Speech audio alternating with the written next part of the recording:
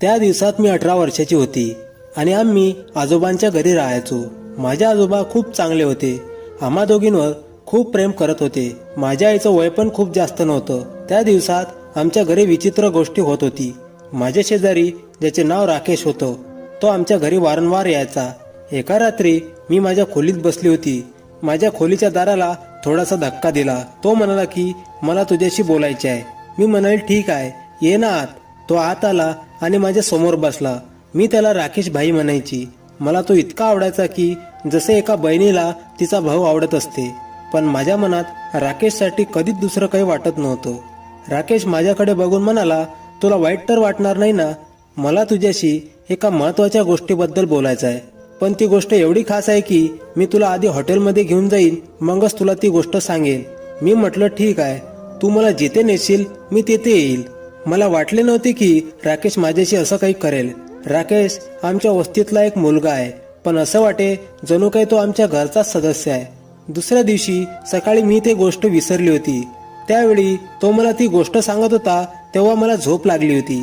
मी राकेशला हो तर म्हटलं होतं, पण सकाळ होताच मी ते गोष्ट विसरली. परत आली तर राकेश आमच्या घरीच होता. तो म्हणू लागला की तू इथे ये, मला तुझ्याशी बोलायचं आहे. राकेश मला बागेच्या दिशेने बोलावत होता. मी त्याच्या मागे गेली. आता मला त्याचा ऐकण्यापेक्षा जास्त त्रास होत होता की राकेशकडे अशी कोणती गोष्ट आहे की त्याला मला सांगायची आहे. तो माझ्यापेक्षा खूप मोठा होता. जवळजवळ तो 8-9 वर्षांनी मोठा होता.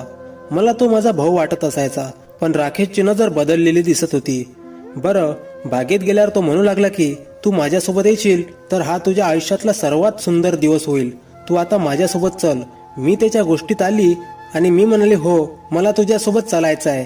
तू आलीस तर मला आनंद होईल. अशा प्रकारे त्याने मला बागेतून बाहेर नेले. मला खूप आश्चर्य वाटत होते की त्याला मला कुठे घेऊन जायचं आहे. राकेश मला म्हणाला की आधी जेवण करू, मग मी तुला एका ठिकाणी घेऊन जातो. आपण तिथे बसू आणि बोलू. आता मी जास्तच अस्वस्थ झाली. मग आम्ही जेवलो आणि नंतर थंड पेय पिलो. मग राकेश मला एका घरी घेऊन गेला आणि म्हणू लागला, माहित आहे तुला हे कोणाचं घर आहे? मला भीती वाटत होती कारण मी राकेश सोबत पहिल्यांदाच एकटीच घरातून बाहेर पडली होती आणि हे घर पण अगदी वसान पडलेलं दिसत होतं. मला राकेशच्या नियतीवर संशय येऊ लागला. मी म्हणाली, राकेश हे काय आहे? तो म्हणाला, मी तुला पूर्ण घर दाखवतो आणि या घरात एक खोली आहे ज्यामध्ये माझे सर्व रहस्य आहे. मी तुला त्यावेळी सांगेन जर तू माझं ऐकशील. मी म्हणाली, राकेश तू पण खूप कोड्यात पाडतो. जे काही असेल ते सरळ सांग ना. तो म्हणाला, आता यात काय कोडे आहेत? आता मी जे सांगीन ते होईल. तुला माझी गोष्ट मानावीच लागेल. मी म्हणाले ठीक आहे, सांग मला. मग तो गुडघ्यावर जमिनीवर बसला. त्याने त्याच्या कोटमधून एक चमकणारी अंगठी काढली आणि म्हणाला, तू माझ्याशी लग्न करशील का? हे ऐकून मी आश्चर्यचकित झाली आणि म्हणाली की तू शुद्धीत तर आहेस ना?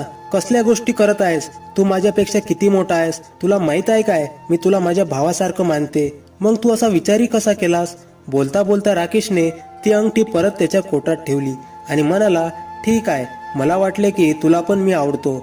मी तितका वाईट नाही जितका तुला वाटत आहे.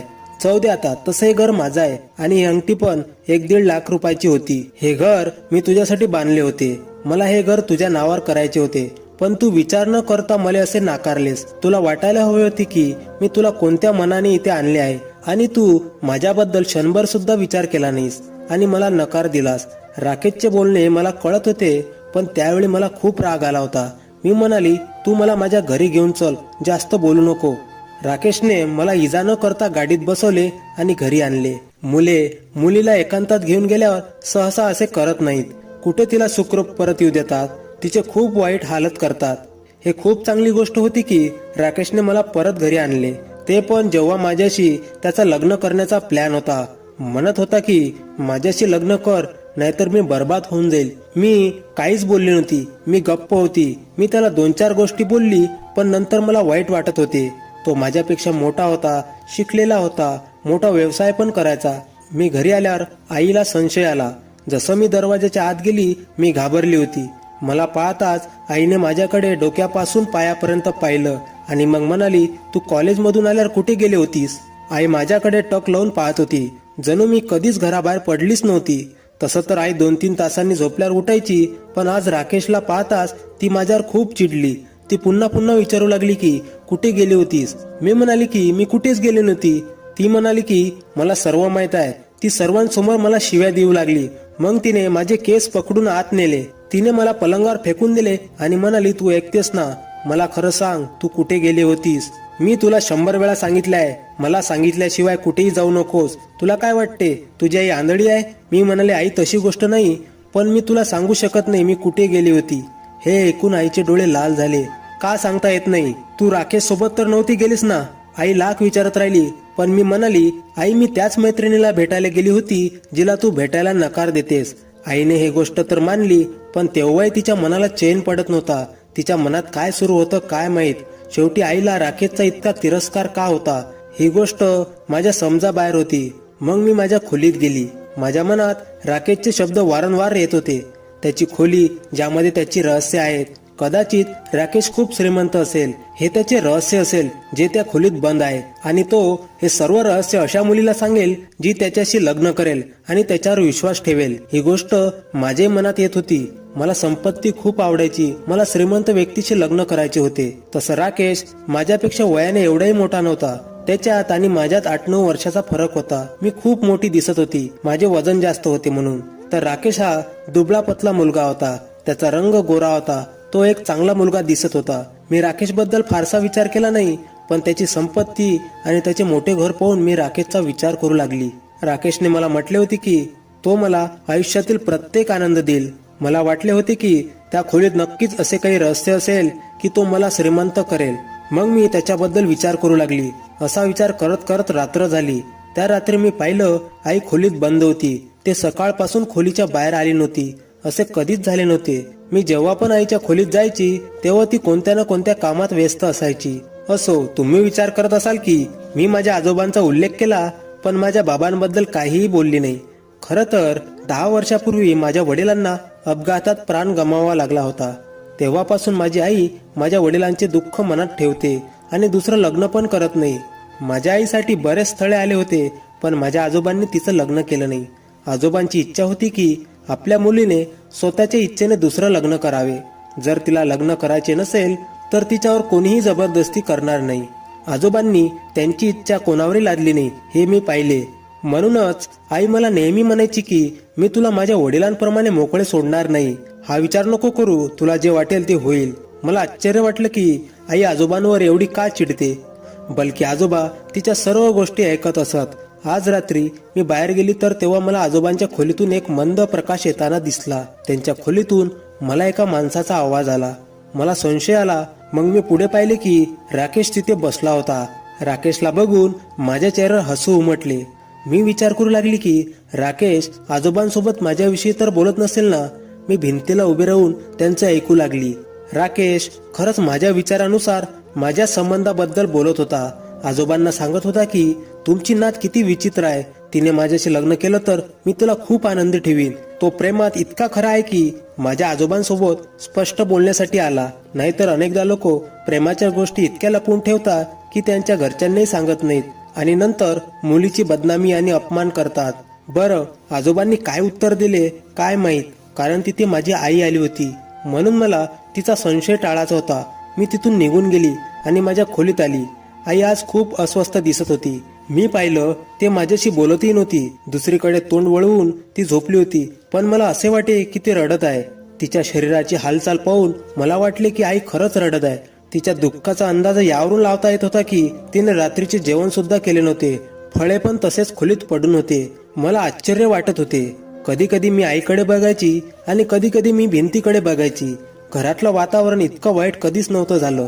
मी आईच्या खांद्यावर हात ठेवला तेव्हा तिने माझा हात झटकला आणि बोलली, तू माझे नाव बदनाम केले आहेस. मी म्हणाली, आई काय झालं ते तर सांग. मी आईला विनवणी केली. तेव्हा ती मला म्हणू लागली, काय चाललं आहे हे? तू तुझ्यापेक्षा 10 वर्षांनी मोठ्या असलेल्या राकेशशी लग्न करण्याचे स्वप्न पाहत आहेस. मी म्हणाले, आई हे तुला कोणी सांगितले? तुझा काही गैरसमज होत आहे. माझे राकेशवर प्रेम नाही किंवा मी त्याला असे काही बोलली पण नाही की ज्यामुळे तुला असे वाटेल की मी तुला फसवत आहे, की मी तुझ्या नावाची बदनामी करते. आईच्या डोळ्यातून एकदम अश्रू थांबले आणि ती म्हणाली, तुला खरंच त्याच्यात काही इंटरेस्ट नाही का? मी तर बाबांपासून हे ऐकले की तू पण त्याला पसंत करतेस. आणि मी आई जसं एकदम बोलता बोलता चूप झाली.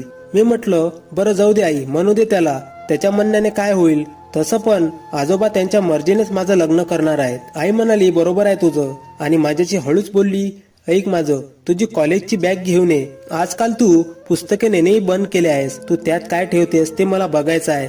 मला माझ्या आईची नजर खूप विचित्र वाटत होती, जणू ती माझी बॅग तपासत आहे की मी कॉलेजमध्ये काय घेऊन जाते।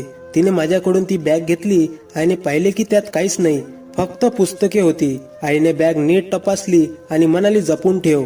मी तशीच बघत होती। आईच्या संशयावरून अंदाजा होत होता की तिला माझ्या विरोधात भडकवण्यात आलं। मला जाणून घ्यायचे होते की माझ्या आईला माझ्या विरोधात कोण भडकवत आहे, पण परिस्थिती तशी नव्हती। सकाळ होताच आजोबांनी मला त्यांच्या खोलीत बोलावले। आश्चर्याची गोष्ट होती, जसं आजोबांनी मला त्यांच्या खोलीत बोलावलं तसंच आई सुद्धा माझ्या मागे धावत आली आणि म्हणाली मी पण येते। मी आश्चर्याने आईकडे बघू लागली। आजच्या पहिले ती आजोबांच्या खोलीत एवढी जात नसे, पण आज मला पाहून ती आजोबांच्या खोलीत आली। आजोबांनी माझ्या आईला पाहून म्हटले, पोरी आता तू बाहेर जा। माझ्याकडे पाहून आई दुःखाने म्हणाली, का बाबा, आई आणि मुलीशी वेगळे काय बोलायचे आहे? मी तिच्याशी बोलणार नाही तर मग कोण बोलणार? तुम्ही मला वेगळं करून तिच्यासोबत काय बोलणार आहात?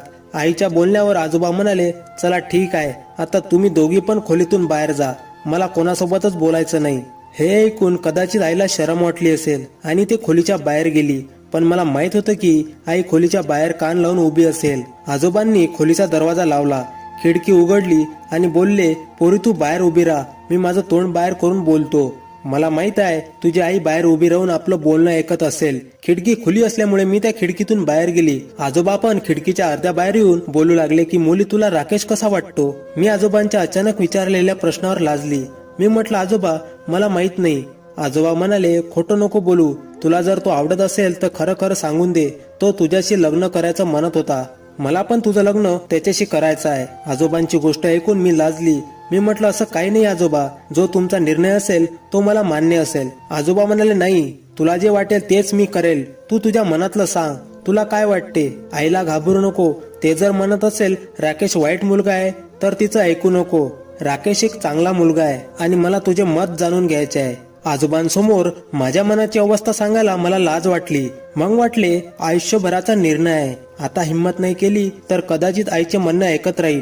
असो, आयुष्याची 19 वर्ष पूर्ण होणार होती। मी पण लग्नाच्या वयाची होती, म्हणून मी माझ्या आजोबांसमोर माझे प्रेम व्यक्त केले। मी म्हणाले की हो, मलाही राकेश आवडतो, मला त्याच्याशी लग्न करायचे आहे, पण तुमच्या परवानगीने। आजोबा म्हणाले, ठीक आहे, आता तू तुझ्या खोलीत जा आणि हे तुझ्या आईला कोणत्याही परिस्थितीत सांगू नकोस। तुझ्या आईला तुझं लग्न राकेशशी करायचं नाही आहे। मी म्हटलं ठीक आहे आजोबा, मी नाही सांगणार आईला, पण तुम्ही नक्की माझं लग्न राकेश सोबत करणार ना? तो तुझ्यासाठी वेडा आहे आणि त्याला कोणत्याही किमतीत तुझ्याशी लग्न करायचं आहे, आणि मी पण असा मुलगा शोधत होतो जो माझ्या मुलीवर वेड्यासारखं प्रेम करेल। काळजी करू नकोस, पण हे लग्न अचानक होईल हे लक्षात ठेव। जर तुझ्या आईला कळलं की तुझं लग्न राकेश सोबत करणार आहे तर ती तुला शांतपणे घरी जाऊ देणार नाही। तिला तर हेच पाहिजे की तू कधीच त्याची झाली नाही पाहिजे। आजोबांचे बोलणं विचित्र होते। आजोबांना असं का वाटत होतं की माझं लग्न राकेश सोबत होत आहे, ही गोष्ट पसरली नाही पाहिजे। प्रेम प्रकरणे लपवल्याने लपत नाहीत। आईला खूप शंका होती, ती रात्रंदिवस माझं डोकं खात होती। ती म्हणायची की तू मला सांग, नाहीतर मी राकेशला विचारेन, तो माझ्यापासून काहीच लपवत नाही। मला आश्चर्य वाटलं की ती कसल्या गोष्टी करत आहे। नंतर अशी घटना घडली ज्याने माझ्या आईचे सत्य माझ्या समोर उघड झाले। आजोबांनी माझ्या लग्नासाठी सर्वांना बोलावले, तेव्हा सर्वजण आमच्या घरी आले, पण माझ्या आईला अजून काहीच माहित नव्हते। आजोबांनी माझ्याकडे एका मुलीला पाठवले मला तयार करण्यासाठी। आई माझ्याकडे आश्चर्याने बघत होती की तू तयार कशासाठी होत आहेस? मी म्हटलं आजोबांना विचार। त्या आजोबांकडे धावतच गेली। मी पण मन नसताना तिच्या मागे गेली। जेव्हा मी सत्य ऐकलं तेव्हा माझ्यावर डोंगरच कोसळल्यासारखं वाटला। मला ते ऐकून धक्काच बसला। असं वाटे मी या जगात नाही तर दुसऱ्याच जगात आहे। मला माझ्या कोणत्याच गोष्टीचा भान नव्हतं। तेव्हाच मला फेऱ्यासाठी बोलावलं। केव्हा कशाचं काय झालं मला कळलं नाही। माझं लग्न राकेश सोबत झालं, त्याच्यासोबत लग्न करून मी त्याच्या घरी पण गेली, पण माझ्या दिमागातून ती गोष्ट जातच नव्हती। तो दिवस माझ्यासाठी खूप भयंकर होता जेव्हा माझी आई या जगातून निघून गेली। आईने आत्महत्या केली आणि आत्महत्याचं लेटर पण लिहिलं होतं, ज्यामध्ये आईने तिच्या मृत्यूचे कारण सांगितलं होतं। माझ्या आजोबांनी मला ते पत्र वाचू दिले नाही। त्यांनी स्वतः मला त्या पत्रात लिहिलेली गोष्ट सांगितली आणि बोलले की बघ मुली, मी माझ्या मुलीचा कधीच वाईट विचार केला नाही। आजोबा खूप दुखी होते।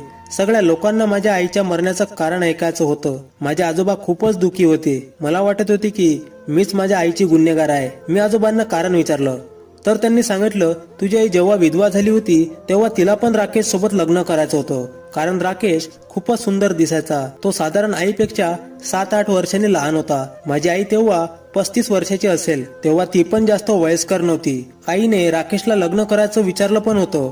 हे गोष्ट आजोबांना त्या पत्रातच कळली होती. आजोबांना माहित होतं की राकेशला माझी आई आवडत नव्हती आणि माझ्या आईला तो आवडत होता, पण त्यांना बाकी गोष्टी माहित नव्हत्या. जेव्हा आईने आत्महत्येच्या पत्रात लिहिलं तेव्हा माझ्या आजोबाला माहित झालं. ही गोष्ट ऐकून माझं पूर्ण भानच हरवलं. मला तेव्हाच विचार करायला पाहिजे होता जेव्हा माझं लग्न थांबवण्यासाठी माझी आई आजोबांच्या खोलीत भीक मागत होती आणि आजोबांना धमकावत होती की जर माझे लग्न थांबवले नाही तर ते आत्महत्या करेल. आजोबांनी तिला समजून ही गोष्ट टाळली, पण माझ्या आईचं न ऐकल्यामुळे तिने आत्महत्या केली, स्वतःचा जीव घेऊन घेतला. आता मी कुठे जाऊ? आता तर माझी आई पण नाही आणि मी माझ्या पतीकडे परत गेली तर मला माझ्या आईचा खून करणारा माणूस दिसेल.